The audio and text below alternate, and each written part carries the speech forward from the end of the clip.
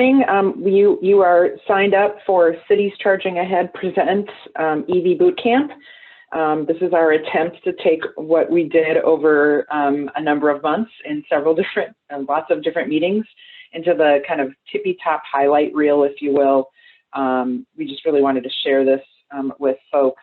Some people that were part of the cohort that didn't get to go to all the meetings, and then hopefully for some folks that perhaps just weren't able to join us. So welcome. I'm Diana McEwen. I direct the Metro Region of CERTs, Clean Energy Resource Teams at the Great Plains Institute, and I'm happy to be here to present our work that we've done over the past several years. So just a quick overview of the meeting. I'm going to do a quick overview of Cities Charging Ahead for those who've never heard that term, just so you know kind of where this all came from. Then I will dive into charging and charging stations. And then we'll have a little small breakout group where you'll be randomly put into a group to just share some experience, and we'll have in the chat what we want you to cover. And then my colleague Caitlin Bachman will do overview of fleets, and then we'll have a small breakout group, and then we'll do a section. Rebecca Heisel, our Minnesota Green Corps member serving with Great Plains, will focus on EV readiness, and then we'll have some question and answer at the end. Deal? All right. So let's get started. This will go fast because it's a lot to cram into us to 2 hours, but we felt like we couldn't go over 2 hours. So, and if you have questions, put them in the chat. We'll try to respond to them, and we'll, follow up as well. So Cities Charging Ahead was a peer cohort of over 40 cities from the years 2018 through 2021. We did 2 different rounds. CCA, the original, and then 2.0, which we're just ending here. And the focus was to really help cities and tribal nations learn more about electric vehicles and adoption and act together to really accelerate that. And then the last one, 2.0, we were really focusing on trying to help cities kind of get across the finish line, get the resources they need to do that in their communities. So you can read more about that on the page. We have links on a lot of the slides for you to look at. Just a shout out to the funders, different funders for different rounds. So just a big shout out to all the funders that provided the staffing and ability. When we first went on this journey, we thought maybe 6 cities would come along, and the first one, 28 did. And so we needed more funding, and a lot of funders stepped up. So I will just dive right into an overview of charging and charging stations. And I should say Cities Charging Ahead has been a partnership of the Great Plains Institute and CERTs to bring this to cities and tribal nations across the state. And we're really grateful to be able to be of service and help cities get what they need, cities and tribal nations. So, really, I think, wanted to be clear about what are the potential roles. I think a lot of cities are not sure where do they fit into this picture. So talking about what are the roles that a city can play. And so I'm going to try really hard not to read slides. You can read them, and I highlighted kind of the key words. Again, educate, install, partnerships, community businesses, connect, really being a connecting force in your community. So there's a lot of different roles, and we'll talk about those as we go through the different sections today. There's also a lot of opportunity for partnership in looking at, especially on the charging side of things in your community. So look to those entities and what I would consider resources in your community where you can do, have partnerships to accelerate the charging that helps your community and your city really adopt electric vehicles as a way of life. So lots of opportunities there. We did highlight during one of our past meetings some really cool partnership examples, and one was the city of Red Wing had a really innovative way to do their charger. They worked with the city. They actually had a CERT seed grant to help fund that as well. But they partnered with the chamber. They were trying to keep the cost low, so they got a dumb charger. We'll talk about the dumb and smart chargers in a minute. But they were creative about it, so they could capture some data, a zip code that you would text to get the code, to get the key, to be able to charge. It was a really cool project, and I have a link to the case study if you want to read more about it. And you can certainly probably reach out to Melissa Bartman from Red Wing, and she can tell you more about it. So, the first thing is, really thinking about, what kind of charger makes sense. So I said, we said this wasn't going to be, EVs 101, but it feel like a little tiny level set as we talk about chargers. What are we talking about? And I'm very graphic. I need to see pictures. So level 1, it's an outlet. It's not, it's not anything fancy, nothing magical. It's an outlet and it works. And we call it a trickle charge, but it works in certain applications, especially at home. Level 2, probably the most common charger out there. It's a standard plug. And they, you can get one for about $400, maybe cheaper for in your garage at home. But again, depending on the bells and whistles, and we'll talk about those, it can, increase in price from there. And then DC fast chargers. So direct current fast chargers, often referred to, and I will refer to them as DCFC, DC fast chargers. Those are the ones that get closer to being the experience you have at a gas station. You can get a charge pretty quickly. In 25 minutes, depending on the size of your battery, you could get nearly a full charge or more, again, depending on the size of your battery. There are different plugs. We don't have to go deeply into that, but there's some different plugs out there. Many chargers, DC fast chargers, have 2 different options, so it's not as limiting for folks that don't have the kind. The one thing I'll say is the Tesla charger, supercharger, is only available for Teslas.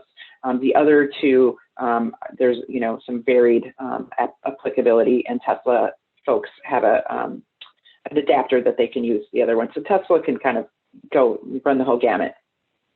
All right, what is a smart charger versus a dumb charger? I was trying not to have too many words on this, but there's a lot to kind of say about that. Basically, it's a dumb charger is a charger that is non-network, so it's just a charger that's there. You take it, you plug it in.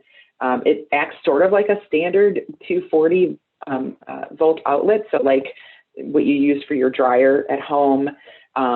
It doesn't have the features so you can, accept payment, track data.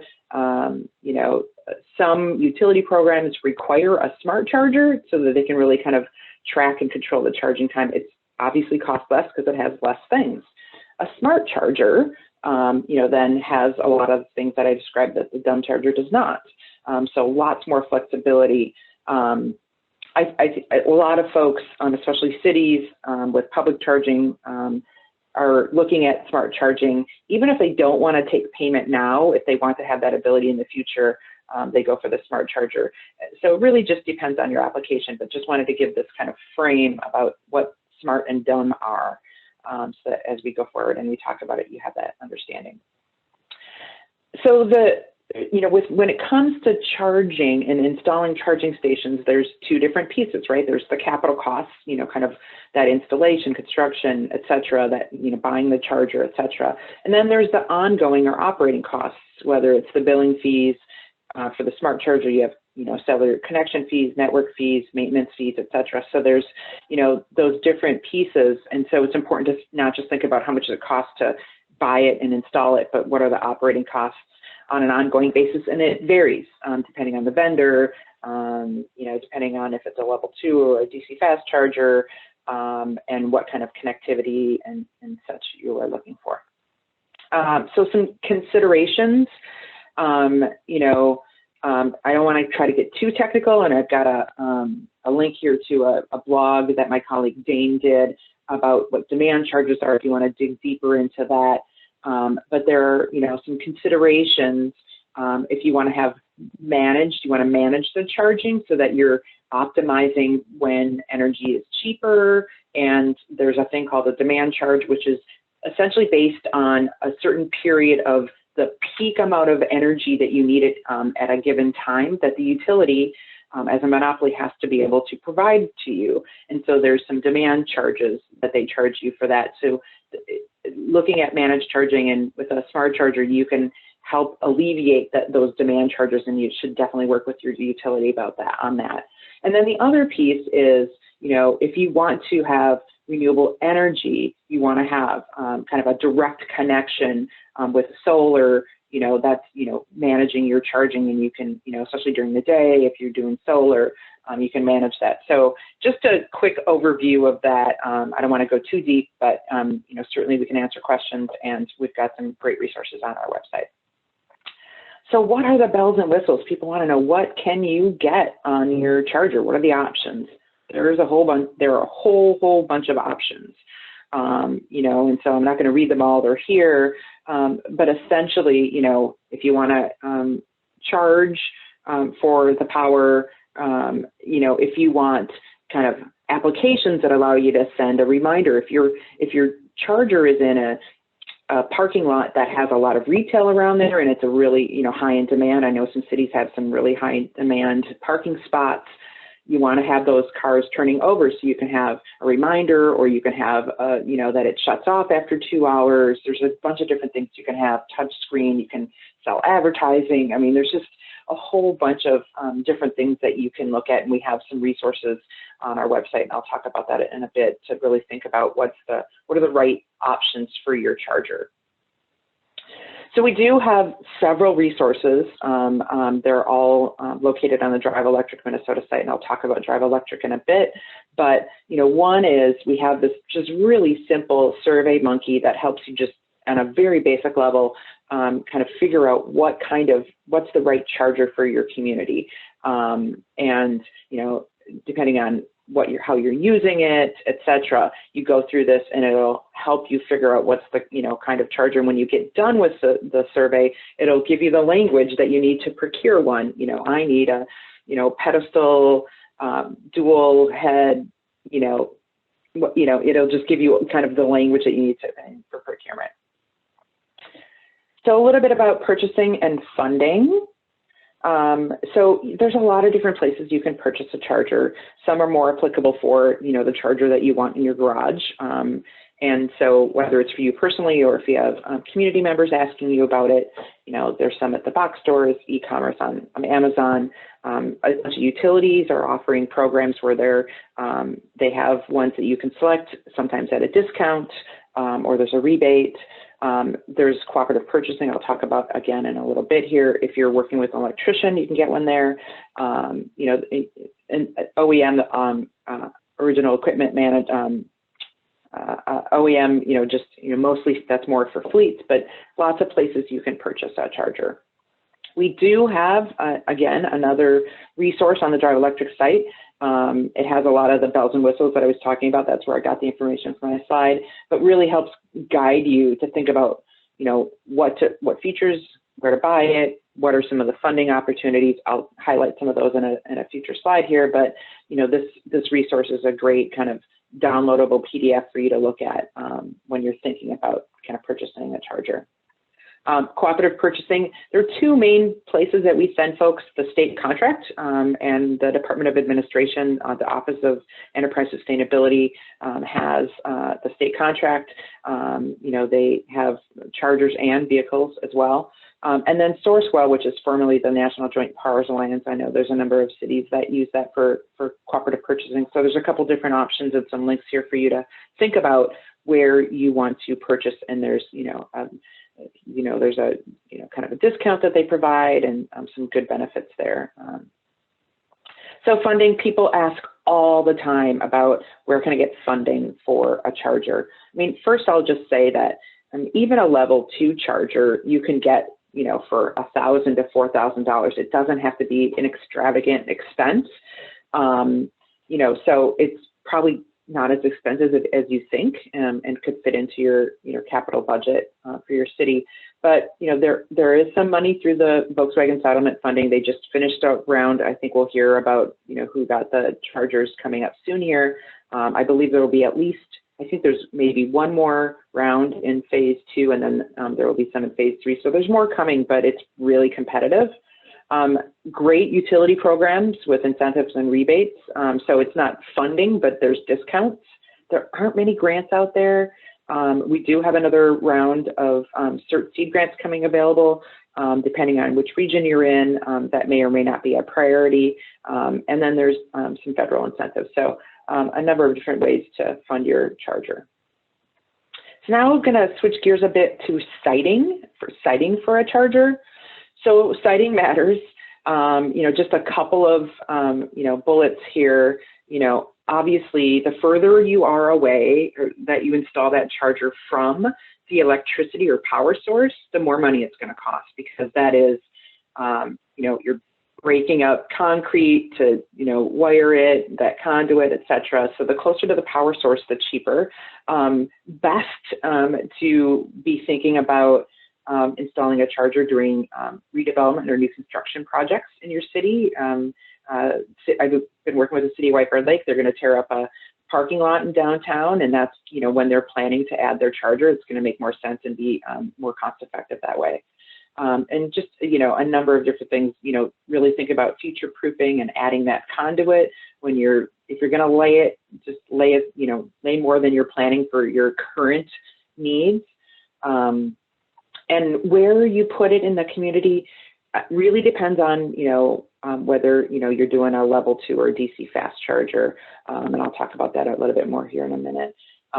Larger lots, parking spaces are really valuable in some places, especially smaller lots. So, if you can install it in a larger lot and it takes up, less space or less, kind of percentage of the lot, it's good.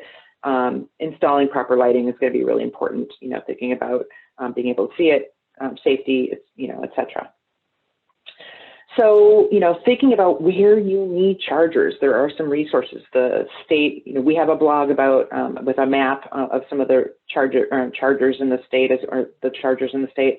But the Minnesota Department of Transportation has this great dashboard that doesn't just have the chargers, which they do, but they also have where the electric vehicles are registered in the state. So you can look up and scan in on your community to see how many electric vehicles are in your community, to have an understanding of what the need is. And that might really help you as you think about it. And looking at where are there other chargers? Does the Hy-Vee or the Goodwill or the Target or the Lunds in your community have one? Maybe you don't want to put one super close to that. Maybe there's somewhere else. It'll just help you get a sense of where it might make sense to spread it out. So thinking about site selection, we have this other resource on our Drive Electric site, and it's a Prezi presentation. So you scan it, you scroll in on it, you click on something, and it'll bring up kind of some guidelines, things to consider as you go through this process of figuring out where in your community it makes sense to put one. So there's a link here for that, and we also do have a checklist. So here's an example: install a DC fast charger near a busy road or highway corridor. Again, that's that really fast charge, and so along the corridor where people are getting off the highway, you're going to stop for a bite to eat or, whatever that might be, they can top it off in, 10, 15, 20 minutes while they do that. And so that's a really good place to think about. A level 2 probably makes, really, really good sense at, the strip mall, the restaurant, the hotel, other places in your community center, the gym, fitness area. So those are things to think about. And this will give you some really good ideas and considerations. We do have downloadable PDFs. This one is about, site selection guidelines. So in addition to the Prezi presentation, as you go through and scroll through it, we have a downloadable PDF that shows all those considerations as well. And it talks about not just the public charging that we're mostly talking about now, but workplace charging and fleet charging. So if you're thinking about those things, you want to share this with, a business or a corporate campus in your community, or for fleet charging, again, for yourselves or another corporation in your community, it's a good resource to share with them as well. So vendors and services. I think there's options as far as kind of that relationship and how much control you want to have over the project. Some cities, like just want turnkey solution. I just want to say, I want a charger. This is kind of where I want it.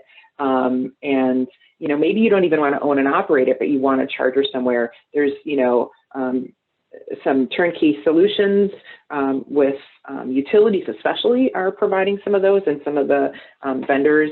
So, you can look at those kinds of options anywhere from, you want to do it all yourself. You're going to procure the charger. You have your own electricians. You're going to put it in. You're going to do everything yourself. So there's a range of relationships that you can have there. So just know that. I think it's important to understand that there's a lot of different ways you can go about this. There are a lot of chargers. I just try to pull out kind of the common vendors in Minnesota. There's a number of them, but they vary. I put these in alphabetical order. We're not trying to promote any particular vendor over another, but there's lots of options here. And these are probably the most common ones that we're seeing here in Minnesota, just so that you're aware. People ask about maintenance and warranty. It varies. You can own or lease your charger. And so, depending on that relationship, you might have a maintenance contract, you might want to do your own. The warranties vary. These are all in the 2 to 3 range, but I know that like for the Volkswagen settlement dollars, if you get a charger, you have to have a 5-year warranty. So there's vendors that are doing 5-year warranties as well. So again, kind of choose your adventure. There's differences, but just make sure you check all that out and are aware of what is the warranty, what is the maintenance contract, how does that cost for the maintenance contract add into your operating expenses. And, the biggest, challenge is, really the communications, and, thinking about that as you go through this process. So some additional considerations,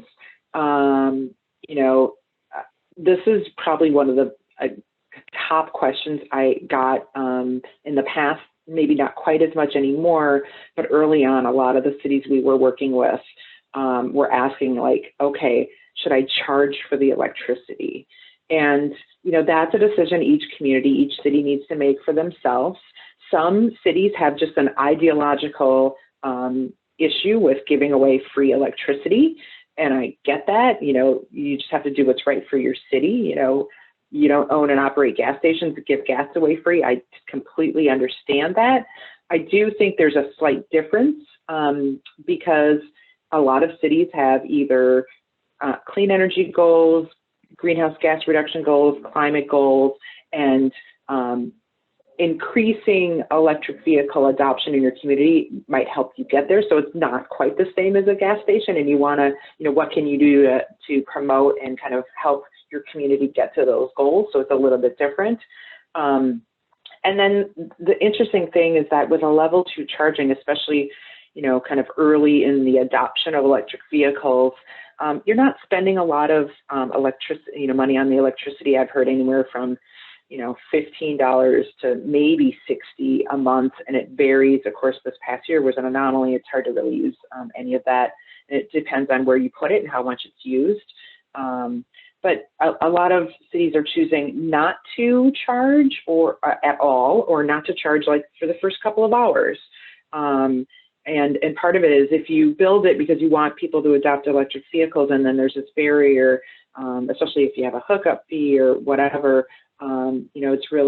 it's a disincentive. And the other fact is that if you have a smart charger, and if you want to charge, you have to have a smart charger. So some are buying the smart charger and not charging at first, but maybe in a year or two, as it increases, they might decide to charge. But the cost of that admin charge for the payment capability is often, especially in these early days, more expensive than the revenue you're getting. So, just really thinking about that.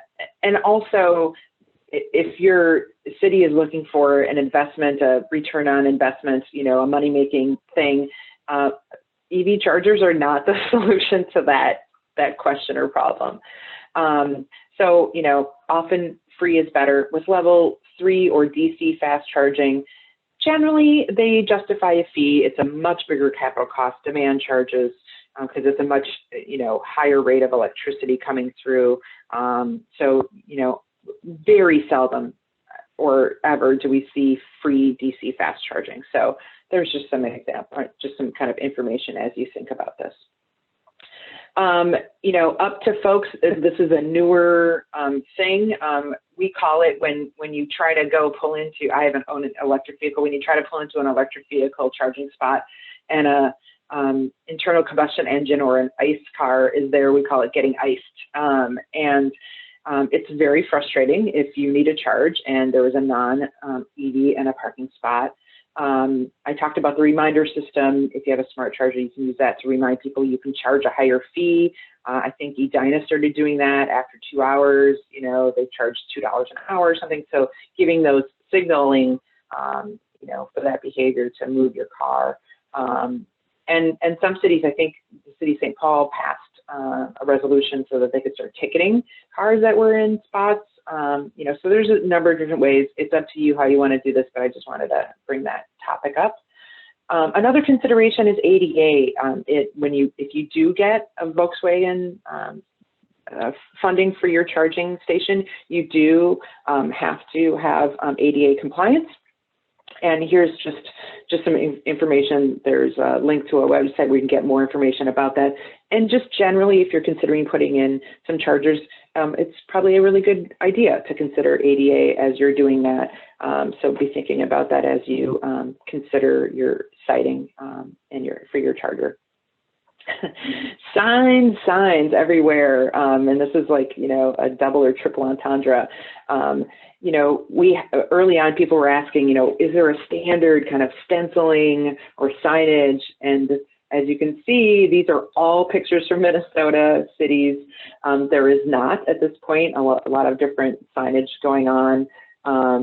So it's really up to you. You could certainly contact another city and see if they have a stencil you can borrow. And if more people, you know, you see something you like and try to get some more kind of common language. But I think it's just really important that you have clear signage so people can find the charger, so that it's clear to cars that are not electric vehicles that this is an EV only parking spot. There's nothing like being an EV owner looking for a charge and it's not available because there's a non-EV park in that spot. So you can decide for yourself, but there's some templates out there for you to look at. And then just I'm gonna, you know, kind of go through some charging resources. As I mentioned, Drive Electric Minnesota, which is a partnership of EV champions from utilities and organizations and others across the state, the Dealership Association, et cetera, part of Drive Electric Minnesota, that's facilitated by the Great Plains Institute. And when we did our first Cities Charging Ahead cohort and had developed some resources, we just felt like it really made sense to put all those resources on the Drive Electric Minnesota site. So there is a tab called Communities, and there's a drop down that includes a tab about Cities Charging Ahead, which is a little outdated. We're working actually on updating that. So if you look at that and you have any feedback about something that you would like to see on there, including a map of the first cities that we worked with, please send that to us. So we have that. We have a tab for charging guidance, and we have a tab for some resources that include all kinds of different things. So, you know, you can find a bunch of resources on the Drive Electric site on that tab specifically for communities, but there's also lots of other resources, including a blog. One thing I really want to point out, a couple things, but we do have a downloadable PDF of public charging checklists, which are really great to help you walk through those steps as you think about kind of your, you know, where you're putting in your charging. It's a really helpful tool. We have frequently asked questions. We have some information, this electric vehicle in Minnesota's top 10, really kind of the key kind of messages about and kind of dealing with some of the myths that are out there about electric vehicles, with some backup resources and information that you can use to educate yourselves, your staff. And then we have this half-page sheet, this electric vehicle fast facts. That's a great handout at your city, at an Earth event, at a ride and drive, whatever it may be. We have a social media guide to help you if you want to use social media to educate your community. And the electric vehicle quiz bank, I love that. I think using the quiz as a way to engage people on your website or in your social media channel, because education and educating your community is a huge thing. And cities have an incredible role that they can play in that. And it really helps all of us kind of get up to speed and get that information out there. So we have provided some resources to help you do that with your community. So just a quick recap. You know, I think always, no matter what it is, you know, really identify and understand what is your goal for installing charging. To really understand that, it helps you make those decisions and to be clearer and to make your decisions about which charger, where, etc. Talk to your utility early. A number of them, and growing every day, have incentives, rebates, assistance. You know, choose that site, figure out what kind of charger you want, determine kind of what are the things you want that charger to do, purchase it, get it installed, and put it on the map. And I mean literally. PlugShare is probably the most commonly used map for electric vehicle drivers to find charging. And so you can literally put your charger on the map. You know, and what's great is, we have lots of charging, and I just really wanted to show you this map so you could see, and there's the difference between the level 2 and the DC fast chargers and colors there. The Volkswagen settlement dollars have really expanded both through DC fast charging on corridors all across Minnesota and level 2s in specific cities and areas. So I encourage you, if you have a charger in your community that you've installed, please put it on the map. We really want to fill this map out, so please do that. There's also the Alternative Fuels Database Center that has also a map, and where we encourage people to put their plugs, their chargers on that map as well. I can't believe I finished on time. So here I am, I finished on time. So now what we really want to do is break into groups of about 4 people where you can just introduce yourselves to each other, and then just share kind of where are you, and I mean your community, where are you at on your EV journey related to charging. We'll do these for the different topics, like just starting, just educating myself, or done a lot. We've got, a bunch of chargers, etc. And then maybe help, share, especially those who've done something, lesson learned, what were some of the most helpful resources. That's what we're looking for. And I'm going to stop sharing. I hope that it was put into the, we'll put it in the chat, the questions, as we get ready to break into groups. Just wanted to give you a chance, because we're going to talk at you a lot today. We want to give you a chance to be in groups so that you could meet somebody else on the call. Hopefully you'll meet somebody that has a resource that you want, or one that you can share. There they are. So it's in the chat. Just introduce yourself, share where you're at, and lessons learned, most helpful resources, or what you're looking for, what you need if you're a new city. So thanks for that. Chris, my colleague, will divide us up into groups, and I'll see you shortly. Awesome. I hope that you found that useful. We had a really nice little chat in my group, really just getting to know a couple people and sharing some experiences. So fantastic. Well, I will turn it over to my colleague, Caitlin, who will talk about fleets. And I'll just caveat and say I don't actually have the PowerPoint open, so if you want to share your screen again, I can just tell you when to advance. Perfect. Yeah, so I'm going to be talking about fleets today. We can go just one more slide. The topics that I'll cover are just getting started. I'm going to focus mostly on adding light-duty electric vehicles to your own fleets, your city or your county. I'll touch a little bit on encouraging residents in your community to drive electric, and then also a little bit on medium and heavy duty market and kind of where that's at. So going on, getting started here, there's really a couple of different paths I see most commonly for cities and counties. The first, of course, is just adopting vehicles for your own fleet.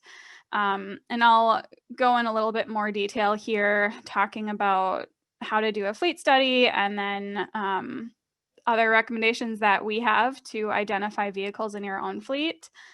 And then the second pathway is really to encourage residents in your communities to switch to electric. And you can do this through a variety of ways. Showcasing electric vehicles at events is really important. Ride and drive events, getting butts in seats is very important. Adding language to your websites so that community members know how to go electric and that it is an option in your community. And then also supporting the pathway to EV ownership. And I'll just caveat here that, we recognize that electric vehicles and owning a personal car is not a viable option for a lot of people in our communities, and that Reducing VMTs and switching to primarily biking or having walkable communities or transit even, those are all great options. But another great option, of course, is to give people the freedom to drive electric so that they can go a little bit further. And so I'm not going to, talk too much about what those options would look like, how to support that pathway, but really just anything that you can do to help people in your community know that electric vehicles are a viable option for them should they choose that it works with their needs. All right, so next slide. As I talked about with the fleet study, this is a really good way to start. If you haven't done one before, I do recommend it. It'll just tell you a lot of information about how your fleet is currently operating. And so the first step, of course, is to choose a vendor.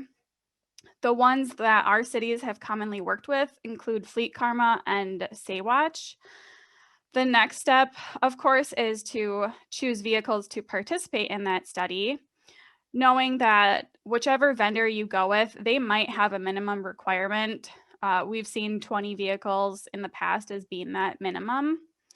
And then you should also plan to spend about $500 or more for each telematic device, which is the device that will actually plug into your vehicle and be able to track that data over a period of however long you determine.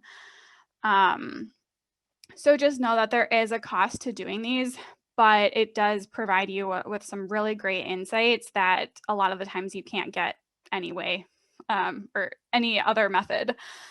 And so the third step, of course, is actually installing the devices and monitoring data. We've seen studies performed over a period of 3 to 12 months. And then after you're done monitoring the data, working with that vendor, they will provide you with a lot of reports and data showing things like your idling time, acceleration patterns, daily miles traveled, and other things. And then lastly, of course, is to absorb all of those insights and make some decisions in terms of, does it make sense for you to reduce your fleet size, or what electric vehicles would make sense for your particular fleet needs? How can you curb idling time, which, that actually ends up being a very large share of overall fuel cost. So anytime you can cut that down will be really helpful for your fleet. And if you don't want to do a fleet study and you just feel like that's too cost prohibitive, you can use our tips that we've come across with other cities doing fleet studies. And so you'll see the link at the bottom. We do have a fact sheet as well as a blog post on this. But the lessons that we've learned are really to look for high miles driven per day, because that's going to equate to the most fuel savings. Look for vehicles that make a lot of short trips because they have lower speeds, high idle times. Then you can take advantage of regenerative braking. And again, that translates to a lot of fuel costs. And then lastly is just idling vehicles, which I already touched on. But anytime you have a high idle time, that means a fuel loss if you're driving driving a gasoline vehicle. But if you have an electric vehicle, you don't lose any electricity really by having that vehicle idle for a while. All right, so moving on here, these are just some of the vehicles available in the Midwest today. So if you do decide that you want to explore what electric vehicles are on the market today that could work for your fleet, here are the options.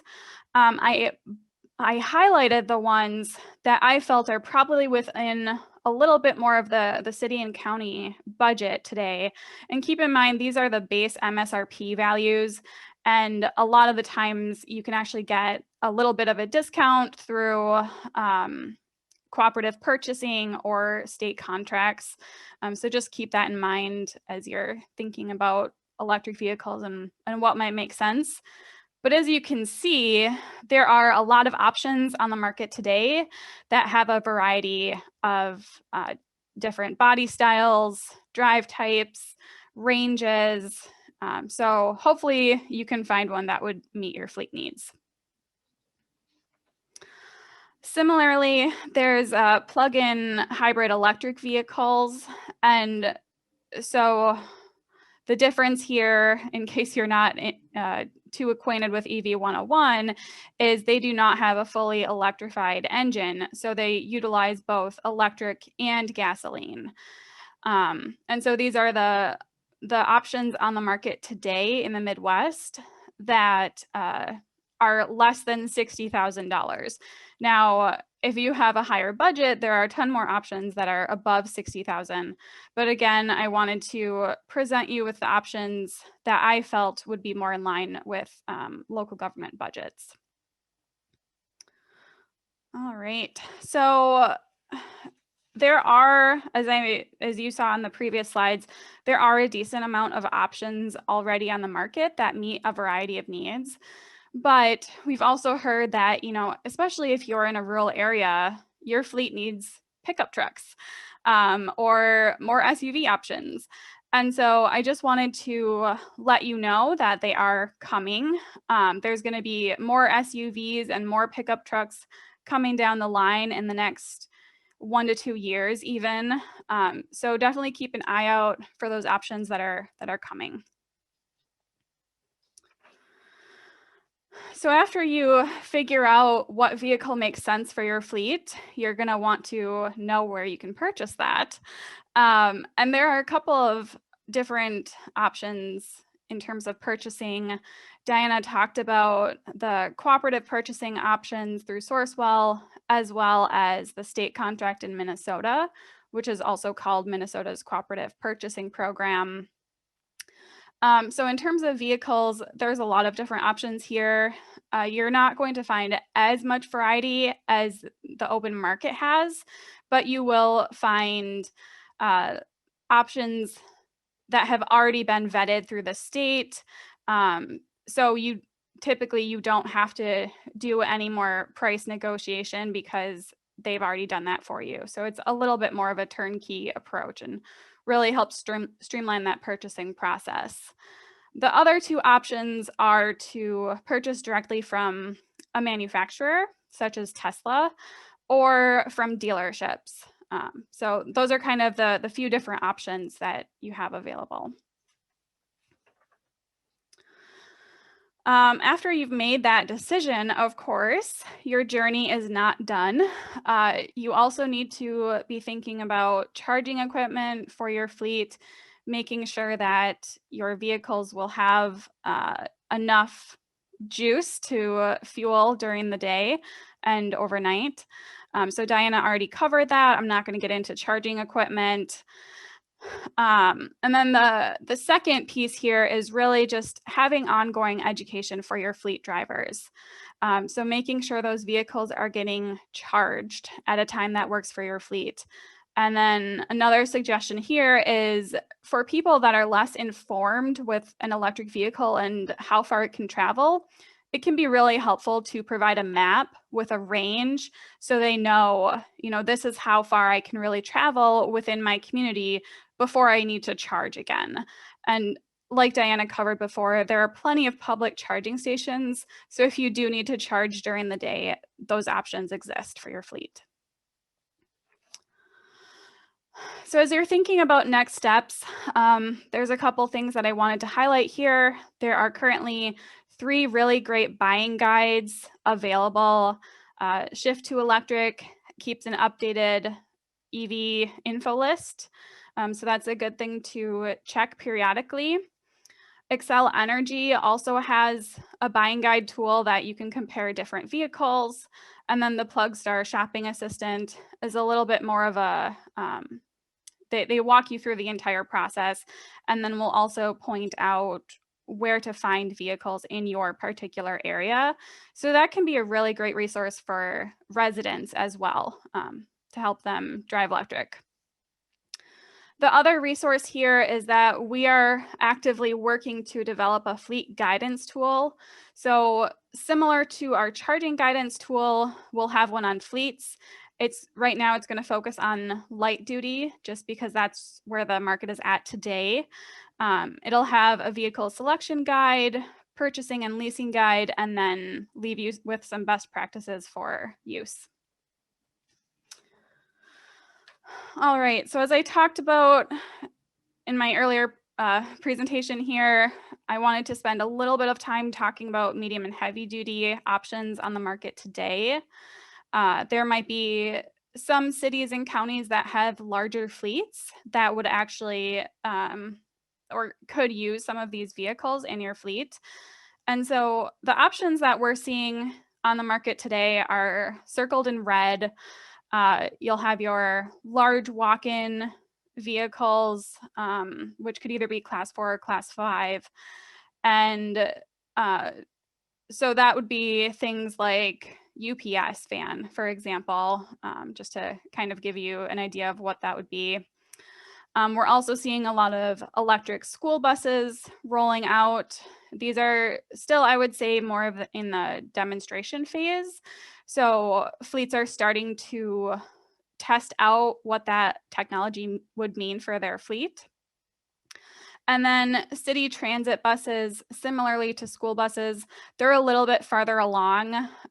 We have several different pilots up and running, in Duluth, Minneapolis, and then also starting in Rochester.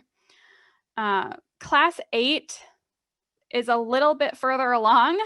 There are some heavy semis that there are viable options, but those are more in the testing phase, I would say right now, rather than deployment. So in terms of where this market is going, there's going to be more buses coming down the road, more medium and heavy duty options, including delivery trucks, long range semi trucks, garbage trucks and snow plows, and then even airplanes. I would say airplanes are probably the furthest out, but there are 3 companies that are starting to test out that technology. So it's possible in the future we could all be traveling on electric airplanes. And then I did want to highlight for those of you in Minnesota that there is a new electric startup in White Bear Lake that is customizing medium duty trucks for commercial and government fleets. So this is another great option if you're starting to become in the market for an electric truck. You might want to check out their website, and it's Zeus Electric Chassis. All right, so just kind of wrapping up here, we have several resources in development. We are working to highlight medium and heavy duty options that would work well in the Mid-Continent region. So I'm hoping those will be available in the coming months. And then the other thing I wanted to highlight is if you do want to get a little bit more educated on medium and heavy duty fleet options, Run on Less, which is, it's being coordinated by Rocky Mountain Institute and North American, I always blank on the acronym here, but it's NACFE. So they specialize in fleet efficiency. They are currently doing a free 10-part electric truck boot camp through August 2021. And so you can sign up at the link there. They just had their first webinar a couple of weeks ago. And then the next one will be coming up, I think, next week, which is going to focus on charging standards. And thank you to Rodney for getting my back there on the acronym that I couldn't remember. So now I think we're going to move into some additional small group discussions.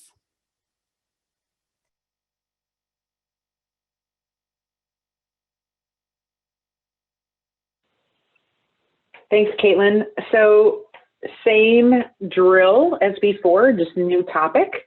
So kind of introducing yourselves to the folks that you're in the room with, sharing where you're at on the EV journey related to fleets and vehicles, either lesson learned, most helpful resource, what you're looking for if you're new.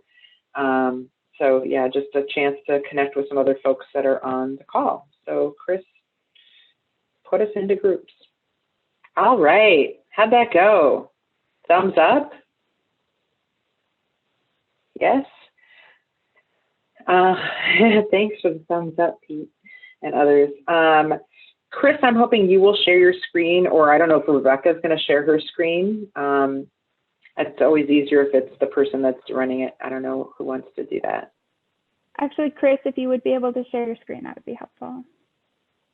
So my colleague, Rebecca Heisel, she has been a Green Corps member serving with the Great Plains Institute this year. She is phenomenal, and it's such a great addition to our team. Been spending a lot of time.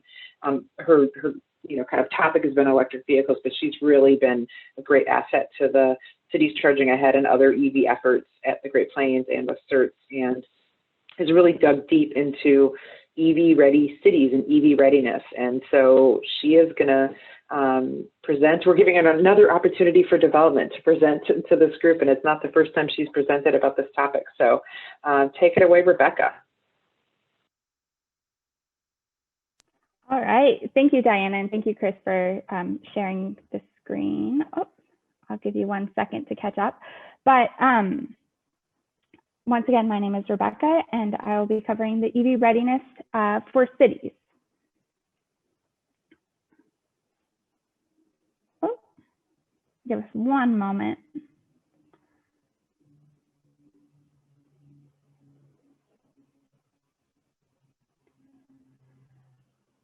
All right, so quick overview of what I'll be covering today is, I don't know what's happening, but so I'll be covering basically what it means to be EV ready in your community. And then I'll be briefly covering on a EV ready community certification program that we are developing and will be launching, which is exciting. And within that, I'll be kind of briefly covering different zoning and ordinances that cities can implement to encourage EV adoption. And then I'll be touching on a self-assessment tool that we've developed, along with a couple resources that are available to you.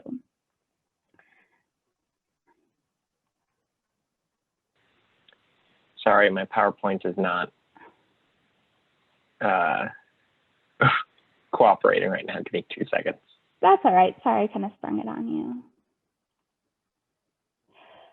But so before we can jump into the topic of EV readiness, we really need to address, I think, why it's important. And I believe that a lot of you already realize that it's important since you signed up and are attending this event. And but Diana kind of already covered it, but I want to reiterate the idea that cities and local governments have a huge impact and play a big role over how and where infrastructure is built, and they can really shape how residents and businesses in their jurisdiction can take action and what actions they do take. So, I mean, I think we all know that EV technology is here and it's here to stay, and it will only grow bigger. And in Minnesota, we need to be ready as cities to meet that need that is arising from the growth. So next slide, please, Chris. With this in mind, GPI developed 5 principles for what it means to be an EV ready community. So in other words, what actions a community that is EV ready will be doing. And you can see those 5 on the slide. I'll go over them really quickly. They'll have policy and plans in place that support transportation electrification. The city will have ordinances that enable public and private sector EV use. They'll also have processes for installing EV charging infrastructure that are easy to use and predictable and transparent. They'll also have public programs that reduce or overcome those market barriers to EV use and the installation of charging infrastructure. I will note, for those of you who aren't familiar with the term EVSE, that stands for Electric Vehicle Supply Equipment. And basically when you see that, just think charging infrastructure. And then they'll have public sector engagement in EVs and charging infrastructure to demonstrate the viability of EVs in our communities. Next slide, please. So using those 5 principles, over the past year, GPI has been developing a certification program for being EV ready. And before now, it was just kind of a small pilot program where we introduced the idea to various city groups. But now we are excited to say that we have received funding to launch an EV Ready Community Certification Program. And I have noticed that there are a few participants on and cities on that helped us in our focus groups and provided us with feedback on the pilot program. So I would really want to thank you for your help and for your feedback. It was incredibly valuable to us as we are launching this certification program in the near future. I also want to clarify that there will be 2 parts to this certification program, a cities part and one that's focused on tribal nations. And currently all the information that you'll be hearing from now on is focused on cities, just because that is who were participating in our certification program, and that's where our feedback came from. But as we launch the Tribal Nations certification program, we will be working with them to develop a program that fits them and their needs. Next slide, please. So the EV Ready Community Pilot Program is a certification and technical assistance program that is developed to provide cities and tribal nations with a roadmap to EV readiness. And this program aims to support cities in reaching their EV readiness goals and then recognize them for that progress that they are making. And the layout of this program is that there are 6 main categories of action. And then each category is paired up with anywhere from 4 to 5 best practices. And then multiple actions are identified to fulfill those best practices. And the actions are the level that you will be getting those points. And that's the points that you will use to gain that certification. And if you are familiar with like the Minnesota Green Step Cities program or Soul Smart, it will have a very similar feel to it. Next slide, please.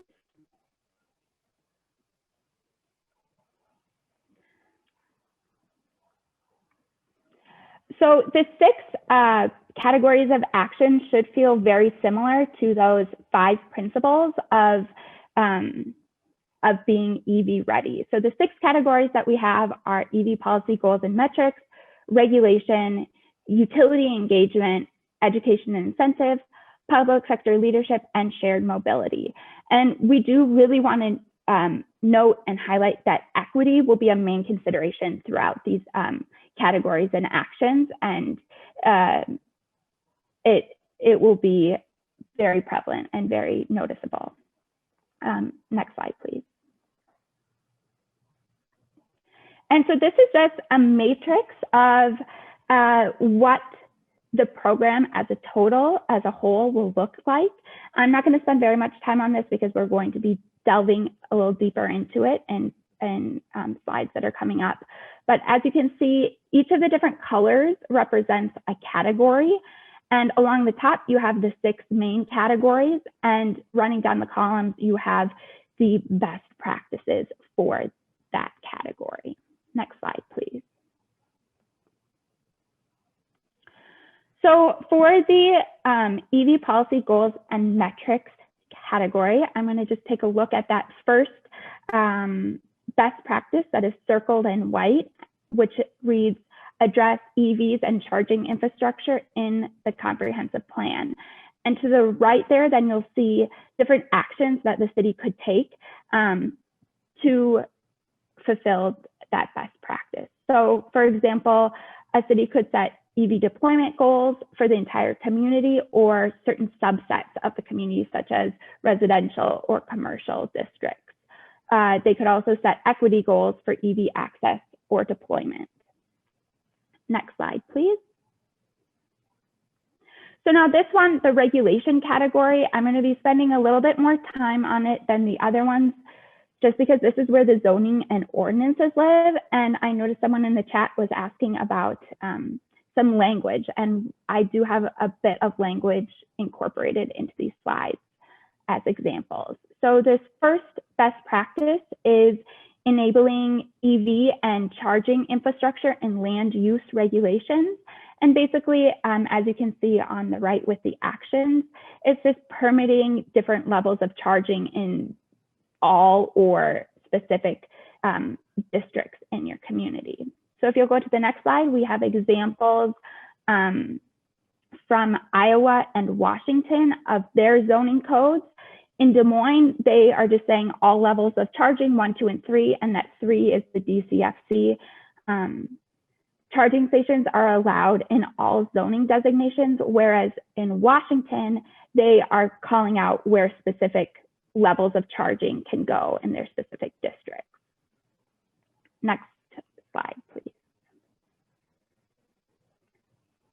So for this second best practice, incorporating EV and EV charging in parking standards, we can see from the actions on the right that it's just requiring different levels or like a specific level of charging stalls in your parking lot to be either have the charging infrastructure already installed or be ready for it to be installed. So that's what the EVSE ready means, is that all the wiring and conduit is laid. You're just missing that charging station, but it can be easily added on at a later date. So next slide, we'll get into, I think these are both examples from Minnesota in St. Louis Park and Duluth. In St. Louis Park, they're saying that at least 10% of the required parking spaces in new or reconstructed parking areas need to be ready to install EV charging infrastructure. Next slide, please. And in this third best practice, incorporating EV and EV charging infrastructure in the building code, I'm not going to really touch on this very much just because unfortunately for cities in Minnesota, this isn't a tool that we can use. But we are looking at kind of a more national scale, hoping that this program can reach more than just Minnesota, and other states have this as a tool. So it's just something to be aware of. It's something that we can't change here in Minnesota, but it is available for others. So I'll just move right on to the fourth best practice. Chris, if you can change the slide, into streamlining charging infrastructure permitting. And so actions for this one could include, creating a checklist, a permitting checklist to streamline the process, or training your building and electric permitting staff so that they know what to expect when they're permitting these charging installations. Next slide, please. And this example is from New Orleans, and they do call out establishing permitting requirements among other requirements such as standards of use, the enforcement of those regulations, and penalties and permit fees related to that. Next slide, please. All right, and the last one in regulation is requiring charging infrastructure in multifamily housing. And this one has a really important piece, in my opinion. It's the most important one because people that are living in multifamily housing really have that barrier of not having the same access to charging as people who live in single family homes. So requiring that parking lots in those dwellings are either have charging or are ready to have charging is super important. And also incorporating incentives into family licensing or other regulatory permits are just examples of actions that can be taken by cities to encourage charging in those multifamily housing units. Next slide, please. So this example for multifamily housing language comes from Chicago, and it requires that in new construction of multi-unit residential buildings that have on-site parking, they should install either charging stations or be ready to install them in at least 20% of the available parking spaces. Next slide, please. So moving on in our categories to the utility engagement, I'll jump down to that fourth best practice, which is creating or promoting utility incentives for EVs and or charging infrastructure. And some example actions for this include working with the utility to create new incentives for EV or charging infrastructure deployment, and also creating incentive programs to address low income and rental barriers to EV ownership or use. As Diana has mentioned previously, finding those partnerships and utilizing them is super important, and utilities are a great resource for us to take advantage of because they have a similar foot in the game, I guess. So next slide, please. For our education and incentives category, the fourth best practice is financial incentives for infrastructure, charging infrastructure installation. An example actions for this could be including charging infrastructure in financing or grants for affordable housing, creating loan programs for workplaces to install those charging stations, and promoting state and federal financing incentives. And this would be to your residents and businesses. Yep, you can go on to the next one, sorry, thank you. All right, so for the public sector leadership category, we'll look at that first one, electrifying the public fleet, and actions that you can take include, getting that fleet assessment, adopting EV conversion goals, and then finally that big one, actually purchasing EVs for your fleet to meet those goals that you set. Next slide, please. So our last category is shared mobility. And I do want to note on this one that we recognize that not every city has control over this best practice, the deploying electric transit in school buses, but it is really important to keep in mind, and it is an option for some cities. So actions for this best practice could include purchasing and deploying EV buses or vans, and deploying EV buses on routes that are most heavily affected by air quality issues. So that is our just kind of a brief overview of the matrix that we have for this certification program and what you can expect from it. And using this matrix, we created a self-assessment tool for cities to measure where they are at in terms of EV readiness. And also this tool can help them guide future actions. So what this tool is it goes through a series of yes or no questions. Have you completed this action or haven't you?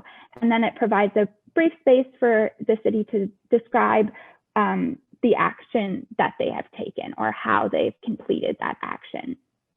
And this tool will play a big role in the certification program. It'll be that first step. So this self-assessment will be sent to the city. They'll be asked to evaluate what they've done. And then the GPI team will take a look at that.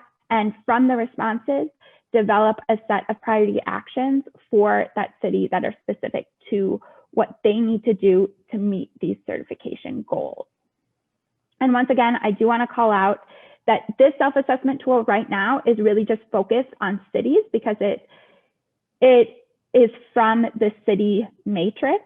And once we create that matrix for the tribal nations, we will be able to develop a specific self-assessment tool for the tribal nations themselves.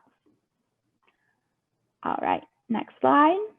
And this is just a few little resources that you can use to well, it's just a resource for you to use as you are moving forward and either adding EVs into your ordinances or into your comprehensive plan. And I don't remember who asked about it, but earlier you were asking, is there example language? In these reports, there are much more language and from all over the country that you can use for your city. And you know, it's a way that you don't need to reinvent the wheel. You can use language that has already been tried and tested. So I provided links to those in the PowerPoint as well. All right, next slide. And I believe that's the last one. So we will be moving into our small group discussion.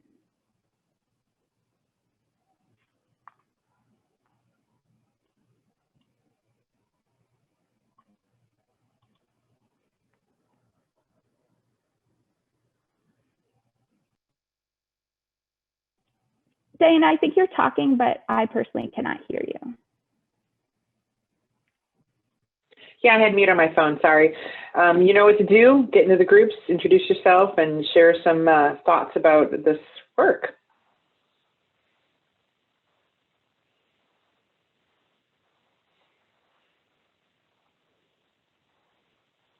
And go. All right, that was so good.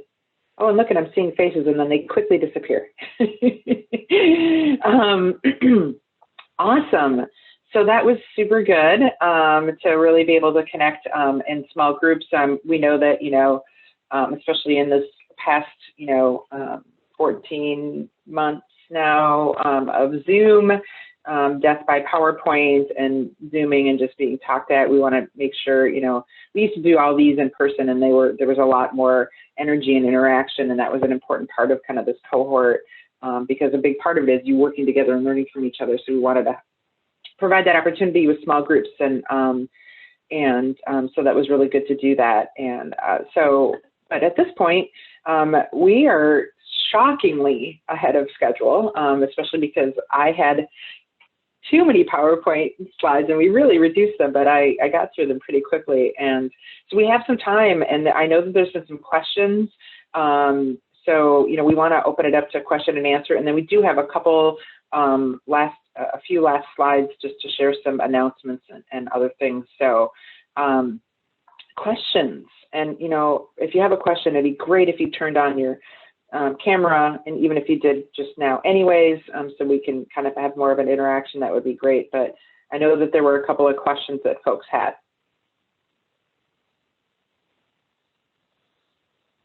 You're on mute, Jill. There you go. I have a question about cost-benefit analysis for the cities on the call that are using EV vehicles right now. I hope to approach some of our cities about all of this, and cost-benefit analysis, especially if it's in favor of EVs, would be highly useful. So I just have a general question for the cities if they have done that, and if so, if they'd be willing to share that information. Thanks. Well, that fleet analysis that Caitlin talks about really helps with that, and it's a mind shift when you think about vehicles and replacing an ICE vehicle with an EV, because it's not just that upfront cost, it's really having to shift that frame to total cost of ownership, because it's much less money to maintain and fuel over the life of it. So you're really looking at that. And we have, I think, some case studies and some past recordings. Dave Wanberg, especially from Faribault, does a really good job describing and looking at the fleet analysis they did and the savings that they will have over time, thousands of dollars on vehicles that they switch out. And so that's a really important piece of that. And perhaps I'll let Caitlin jump in if she has some other thoughts. No, I think you covered it well, Diana. And I mean, if there are cities on the call today that have gone through that step that also want to address that question, you know, feel free.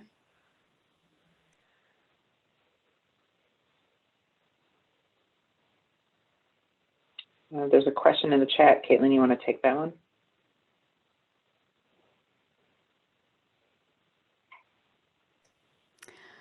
So I'm not actually sure how to answer this. I don't really know too much about city codes. I'm not a city planner at all. I'm wondering, Rebecca, if you have any advice on that from working with Brian on EV readiness. Yeah, so the question is regarding city codes. Is there a reason why DCFC should be allowed only in certain zoning districts in the community?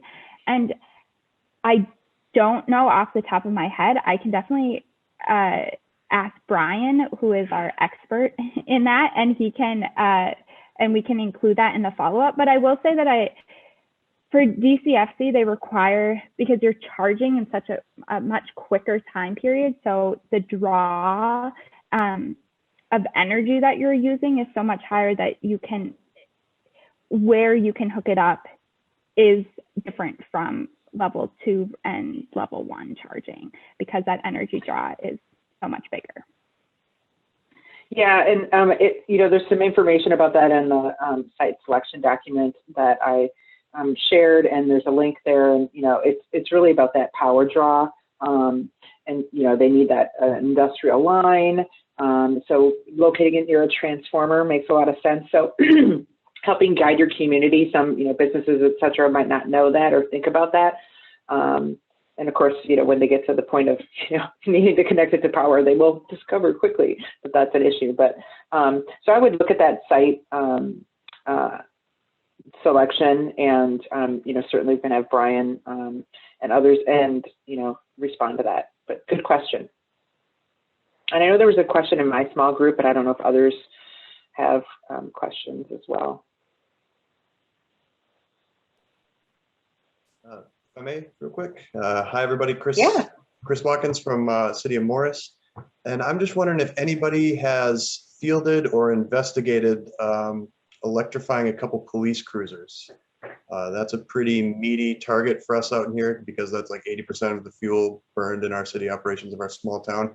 But I can already hear the pushback coming from the cops that need their Mad Max souped up, whatever muscle car to run down violent criminals out here in Morris. But just wondering if anybody has something that we could maybe schedule, like come check out. Much appreciated. I'll say a couple things, and then maybe Caitlin, if you feel like to step in and share. I know that the city of Eden Prairie has on order, or maybe they're getting a Tesla for that. And the city of Shakopee, I believe, is looking at a Mach-E Ford Mustang. So there's some pretty cool, I think the police officers might be okay with a Mach-E. That's a kind of cool gas car. So it really depends. The interesting thing, one of the benefits of an electric vehicle is the reduction of noise pollution. And I do think that there's just a tiny bit of caution around a police vehicle that is electric, that doesn't have sound, and how that feels and looks to the community, as well. I mean, I think there's an interesting thing, feeling like they're kind of creeping up on you. And so I think that there's some considerations, but there's also a pursuit rated Ford Interceptor. It's a plug-in hybrid. It's not a full EV, I believe, right, Caitlin? Is it plug-in, or is it just a plain old hybrid? I think it's just Woodbury is hybrid generally. okay. So it's not quite, you know, when we say electric, we mean something that plugs in. A hybrid, we don't really consider electric. But I know Woodbury got the pursuit rated Ford Interceptor this fall. So you could check in with Jen McLaughlin at the city of Woodbury. So it's a newer kind of space, and we know that is, you know, the idling and, you know, the usage is a huge amount of the cost for the fleet and for a lot of cities. And there's other states, I think, you know, especially on the coast where they have LEV and DEV rules, are doing more of that. But it's something that more and more are interested. There's not lots of examples yet. So my name is Catherine. I'm visiting from the town of West Hartford in Connecticut. I know that two of our towns in Connecticut, Wilton and Fairfield, both have Tesla police cruisers, so I can connect you with them if you want to have a phone conversation. And then our town, the town of West Hartford, we have two of the hybrid police cruisers, which I know they're very happy with, not EVs, but they decided to take the hybrid step first. And I know that there's some, you know, that are looking at the Mitsubishi Outlander, which is a plug-in, as an option for maybe not, you know, pursuit rated, but for other safety, public safety vehicles and such too. You know, that's been a sort of a popular vehicle, kind of a bigger SUV kind of vehicle as well. I hope that's helpful. Yeah, that's great. Thank you. Mm-hmm. Other questions? If not, maybe we'll just do the last couple slides and give you back 10 minutes of your day. All right. I suppose I probably need to just do that.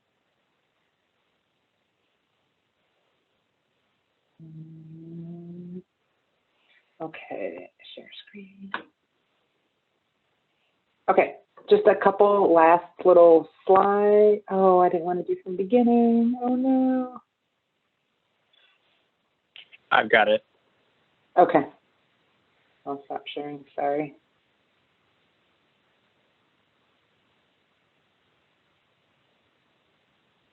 Thank you. Okay, so announcements. I didn't want to overwhelm you with the reminder yesterday and the announcement about these EV public engagement sessions, but Great Plains is working with Minnesota Department of Transportation on their electric vehicle strategic plan. And as part of that, there are 6 public engagement sessions. We're really looking to get some feedback about the strategies that they're considering. And those will be happening between May 17th and May 26th. And so I will send an email to all of you that includes that information for you to attend, for you to share with your community. We're really trying to get as much feedback as possible, especially in Greater Minnesota and with BIPOC communities, so Black, Indigenous, and people of color communities and folks. We also, you know, the Volkswagen grants information will include a link when we send out the follow-up, but there's no current grants available right this second. There's more to come, so just, you know, you can sign up for the email to get that. Also, if you're just interested in more information about Drive Electric Minnesota, you can sign up for the newsletter.